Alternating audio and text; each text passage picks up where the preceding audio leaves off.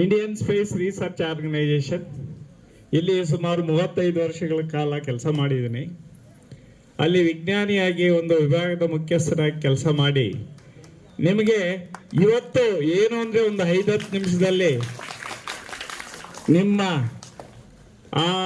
ಏನು ಅಂದರೆ ಆ ವಿಜ್ಞಾನದ ಒಲವನ್ನು ಆ ಕಡೆಗೆ ಜ್ಞಾಪಕ ಮಾಡೋದಕ್ಕೆ ನಿಮಗೆಲ್ಲ ಎಷ್ಟು ಉತ್ಸಾಹ ಇದೆ ಅಂದರೆ ನಮ್ಮಲ್ಲಿ 3 ರೀತಿಯಾದಂತಹ ಉಪಗ್ರಹಗಳಿದೆ.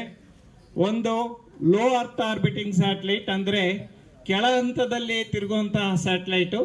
ಇನ್ನೊಂದು ಮಧ್ಯಮ ಹಂತ, ಅಂದರೆ 1000 ಕಿಲೋಮೀಟರ್ ದೂರದಲ್ಲಿ.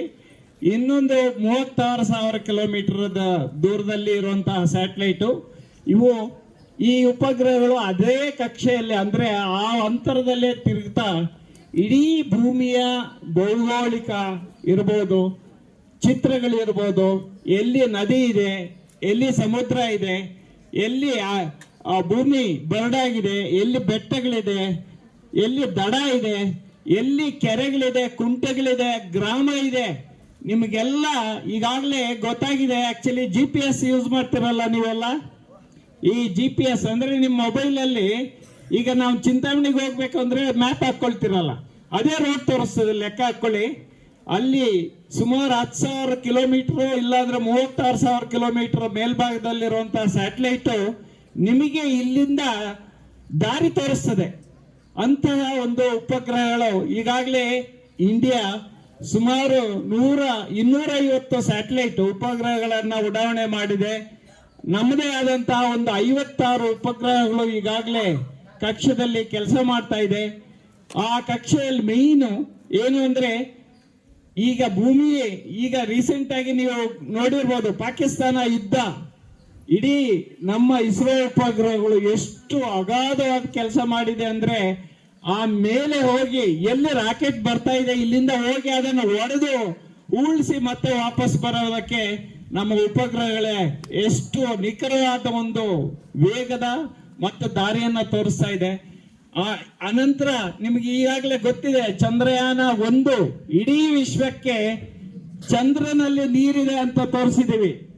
ಅದೇ ಚಂದ್ರಯಾನ 2 ಅಲ್ಲಿ ಇಡೀ ಚಂದ್ರನ ಮೇಲ್ಭಾಗದಲ್ಲಿರುವಂತಹ ಎಲ್ಲ ನಮ್ಮ ಭೂಮಿಯ ಮೇಲೆ ಯಾವ ರೀತಿ ಇದೆ ಆ ರೀತಿಯಾದಂತಹ ಭೌಗೋಳಿಕವಾದಂತಹ ವಸ್ತುಗಳಿದೆಯಾ, ಅಲ್ಲಿ ನಮಗೆ ಮೂಲ ವಸ್ತುಗಳಿಂದ ಏನಾದರೂ ಭೂಮಿಗೆ ವಾಪಸ್ ತರ್ಬೋದಾ, ಮತ್ತೆ ಇಲ್ಲಿ ಇರುವಂತಹ ಅಂದ್ರೆ ಕಬ್ಬಿಣ ಇರ್ಬೋದು, ಗೋಲ್ಡ್, ಬಂಗಾರ, ಬೇರೆ ಆ ರೀತಿಯಾದಂತಹ ವಸ್ತುಗಳಿದೆಯಾ ಅಂತ ಪತ್ತೆ ಹಚ್ಚುವಂತ ಕೆಲಸನೂ ಮಾಡ್ತಾ ಇದೆ. ಆಮೇಲೆ ಚಂದ್ರಯಾನ್ 3 ಅಲ್ಲಿ ಇಡೀ ಚಂದ್ರನ ಮೇಲೆ ದಕ್ಷಿಣ ಧ್ರುವದಲ್ಲಿ ಇಳಿದು ಸುಮಾರು 14 ದಿವಸ ಕೆಲಸ ಮಾಡಿ ಆ ಚಂದ್ರನ ಮೇಲ್ಭಾಗದಲ್ಲಿ ಏನೇನು ಇದೆ ಅವೆಲ್ಲನ್ನ ಕಂಡುಹಿಡಿಯುವಂತಹ ಒಂದು ಉಪಗ್ರಹವನ್ನ ಕಳಿಸಿ ಈಗಾಗಲೇ ಅದನ್ನ ಸಕ್ಸಸ್ಫುಲ್ ಆಗಿ ನಾವು ಆ ಮಾಹಿತಿಯನ್ನ ಪಡ್ಕೊಂಡಿದ್ದೀವಿ.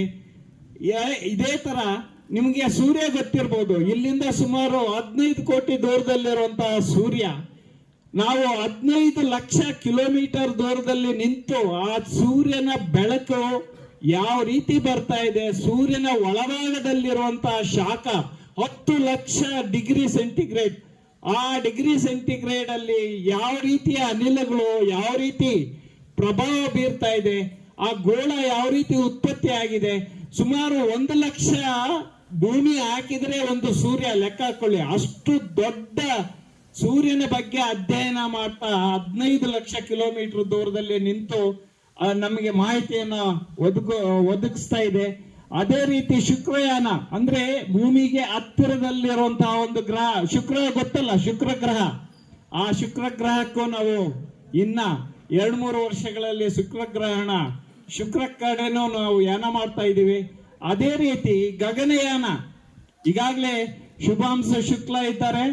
ಈಗ ಇನ್ನ ನಾಳೆದ್ದು ಅವರು ಆಕ್ಚುಲಿ ನಮ್ಮ ಯಾವುದು ಸ್ಪೇಸ್ ಸ್ಟೇಷನ್ ಅಂತಿದೆ, 300 ಕಿಲೋಮೀಟರ್ ಎತ್ತರದಲ್ಲಿ ಸ್ಪೇಸ್ ಸ್ಟೇಷನ್, ಸುಮಾರು 25,000 ಕಿಲೋಮೀಟರ್ ಪರ್ ಅವರ್ ಅಂತ ಅದು ರೊಟೇಟ್ ಆಗ್ತಾ ಇರ್ತದೆ.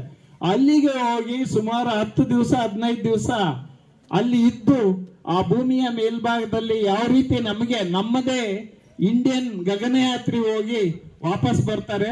ಆಮೇಲೆ ನೆಕ್ಸ್ಟ್ ಇಯರ್ ಇಲ್ಲ ಅದರ ನೆಕ್ಸ್ಟ್ ಇಯರ್ ನಮ್ದೇ ಉಪಗ್ರಹ ಇಂದ ಅವರನ್ನ ಮತ್ತೆ ಗಗನಯಾನಕ್ಕೆ ಹೋಗ್ತೀವಿ. ಆಕ್ಚುಲಿ ಈಗ ನಾವೆಲ್ಲ ಈಗ ಹಿಮಾಲಯಗೆ ಹೋಗ್ತೀವಿ, ಏರ್ಪೋರ್ಟ್ ಅಮೆರಿಕಾಗೆ ಹೋಗ್ತೀವಿ, ಆ ರೀತಿ ಬೇರೆ ಬೇರೆ ದೇಶಗಳಿಗೆ ವಿಮಾನಯಾನ ಯೂಸ್ ಮಾಡ್ತೀವಿ.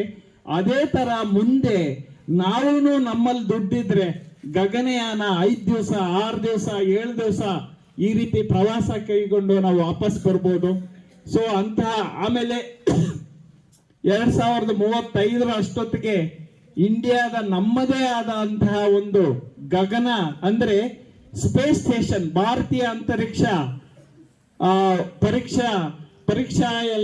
ಪರೀಕ್ಷೆಯನ್ನ ನಾವೇ ಮಾಡ್ತೀವಿ. ಈಗ ಸ್ಪೇಸ್ ಸ್ಟೇಷನ್ ಬರೀ ರಷ್ಯಾ ಮತ್ತೆ ಅಮೆರಿಕ ಮತ್ತೆ 3-4 ದೇಶಗಳಿಂದ ತಯಾರಿಸಲ್ಪಟ್ಟಿರುವಂತದ್ದು. ಅದರದೇ ರೀತಿಯಾದಂತಹ ಒಂದು ನಮ್ದೇ ಭಾರತೀಯ ಅಂತರಿಕ್ಷ ಸ್ಟೇಷನ್ಗೆ ಹೋಗ್ತೀವಿ. ಸೊ ಅಂತಹ ಒಂದು ಅದ್ಭುತವಾದ ಕಾರ್ಯವನ್ನ ಇಸ್ರೋ ಮಾಡ್ತಾ ಇದೆ. ನಾನು ಯಾಕೆ ಈ ಮಾತನ್ನ ಹೇಳ್ತಾ ಇದ್ದೀನಿ ಅಂದ್ರೆ, ನೀವೆಲ್ಲ ಹಳ್ಳಿ ಮಕ್ಕಳು, ಈ ಹಳ್ಳಿಯಲ್ಲಿರುವಂತಹ ವಾತಾವರಣ ಸಿಟಿಯಲ್ಲಿ ಇಲ್ಲ. ನಿಜವಾಗ್ಲೂ ಹೇಳ್ತಾ ಇದ್ದೀನಿ, ಇವತ್ತು ಯಾರು IAS IPS ಇಲ್ಲ ಒಳ್ಳೆ ವಿಜ್ಞಾನಿಗಳು ಆಗಿರೋರು ಎಲ್ಲ ರೂರಲ್ ಅಂದ್ರೆ ರಿಮೋಟ್ ಏರಿಯಾದಿಂದ ಬಂದಿರೋ, ದೂರದ ಊರುಗಳಿಂದ ಬಂದಿರೋಂತ ನಿಮ್ಮಂತ ಹುಡುಗರೇ ಇವತ್ತು ಅಷ್ಟು ಕಷ್ಟಪಟ್ಟು, ಯಾಕೆಂದ್ರೆ ನಿಮ್ಮ ಜೀವನದಲ್ಲಿ ನಿಮ್ಗೆ ಕಷ್ಟ ಏನು ಅನ್ನೋದು ಗೊತ್ತಿದೆ. ಅದೇ ಸಿಟಿಯಲ್ಲಿ ಈ ಕಷ್ಟ ಅನ್ನೋದು ಗೊತ್ತಿರಲ್ಲ ಅವ್ರಿಗೆ. ಸೊ ಆ ಕಷ್ಟ ಯಾವಾಗ ಗೊತ್ತಾಗ್ತದೋ ನಾನು ಓದ್ಬೇಕು ಅನ್ನೋ ಛಲ ಬರ್ತದೆ. ಆ ಛಲನ್ನ ನೀವು ಈಗ್ಲಿಂದಾನೇ ಈಗ್ಲಿಂದಾನೇ ಅದನ್ನ ಅಡಾಪ್ಟ್ ಮಾಡ್ಕೊಳ್ಳಿ. ಆ ಪಾಯಿಂಟ್ ಅನ್ನ, ಯಾಕೆಂದ್ರೆ ಇಷ್ಟು ಈಗ ನೀವು ಬೆಳಿತಾ ಇರೋ ಒಂದು ಚಿಕ್ಕ ಇದು ಮರ ಗಿಡ ಇದ್ದೀರಾ.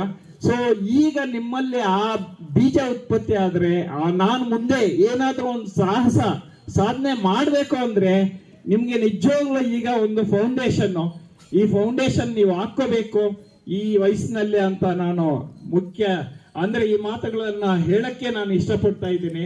ಸೊ ಬೆಳೆಯುವ ಮೊಳಕೆ ಈಗ ನಿಮ್ಮಲ್ಲಿ ಉತ್ಪತ್ತಿ ಆಗ್ಲಿ, ಆ ವಿಜ್ಞಾನದ ಕಡೆ ಇಲ್ಲ ನಿಮ್ದೇ. ಈಗ ವಿಜ್ಞಾನ ಇಲ್ಲ ಅಂದ್ರೂ ನಿಮಗೆ ಏನು ಮುಂದೆ ಅನಿಸ್ತದೋ ಆ ಒಂದು ಬೀಜವನ್ನ ನೀವು ಈ ಕ್ಷಣದಲ್ಲೇ ಆ ಮನಸ್ಸಿಗೆ ಇಟ್ಕೊಂಡು ಆ ದಾರಿಯಲ್ಲಿ ನೀವೆಲ್ಲ ಮುನ್ನಡಿಬೇಕು. ಸೊ ಆ ಒಂದು ಉದ್ದೇಶದಿಂದ ಈ ಮಾತನ್ನು ಹೇಳ್ತಾ ಇದ್ದೀನಿ. ಏನಂದ್ರೆ ಏನೇ ಈ ಕ್ಲಾಸ್ ಅಲ್ಲಿ ಏನಾದ್ರೂ ಹೇಳಿ, ನಿಮಗೆ ಪ್ರಶ್ನೆ ಬರಬೇಕು, ಏನಕ್ಕೆ ಇದು ಸೈಂಟಿಫಿಕ್ ಆಗಿ ಥಿಂಕ್ ಮಾಡಬೇಕು. ಈ ಸುಮ್ಮನೆ ಬ್ಲೈಂಡ್ ಆಗಿ ಓದೋದಲ್ಲ. ಬ್ಲೈಂಡ್ ಆಗಿ ಓದಿದ್ರೆ ಯಾವಾಗ್ಲೂ ನಿಮ್ಗೆ ತಲೆಗೆ ಹೋಗಲ್ಲ. ನೀವು ಯಾವಾಗ್ಲೂ ನಿಮ್ಮಲ್ಲಿ ಪ್ರಶ್ನೆ ಹಾಕೊಂಡ್ರೆ, ನಾನು ಯಾಕೆ ಇದು ಓದ್ತಾ ಇದ್ದೀನಿ, ಏನಕ್ಕೆ ಓದಿದ್ದೀನಿ, ಯಾಕೆ ಇದು ಆಗ್ತಾ ಇದೆ, ಆ ರೀತಿಯಾದಂತ ಪ್ರಶ್ನೆ ನಿಮ್ಮಲ್ಲೇ ಬಂದ್ರೆ ನೀವು ಅದ್ಭುತವಾಗಿ ಮುಂದೆ ಬರ್ತೀರಾ. ಈಗ ಮಾಡ್ಬೇಕಾಗಿಲ್ಲ, ಏನೇ ಕೆಲಸ ನೀವು ಓದೋದಿರ್ಲಿ, ಬೇರೆ ಏನಾದ್ರೂ ಒಂದು ಕೆಲಸ ಮಾಡಿದ್ರೆ ನೀವು ಸೈಂಟಿಫಿಕ್ ಆಗಿ ಅಂದ್ರೆ ವೈಜ್ಞಾನಿಕವಾಗಿ ಒಂದು ಕ್ವಶನ್ ಹಾಕೊಳ್ಳಿ. ಯಾಕೆ ಈ ರೀತಿ ಆಗ್ತಾ ಇದೆ, ಏನಕ್ಕೆ ಈ ತರ ಆಗ್ತಾ ಇದೆ, ಮತ್ತೆ ಆ ಕ್ವಶನ್ ಬಂದ್ರೆ ನಿಮ್ಮಲ್ಲಿ ಆ ಮೆದುಳಿನ ಒಂದು ವಿಕಸನ ಆಗ್ತದೆ. ಆ ಮೆದುಳು ಯಾವಾಗ ವಿಕಸನ ಆಗ್ತದೋ ನಿಮ್ಗೆ ಇಂಟ್ರೆಸ್ಟ್ ಬರ್ತದೆ.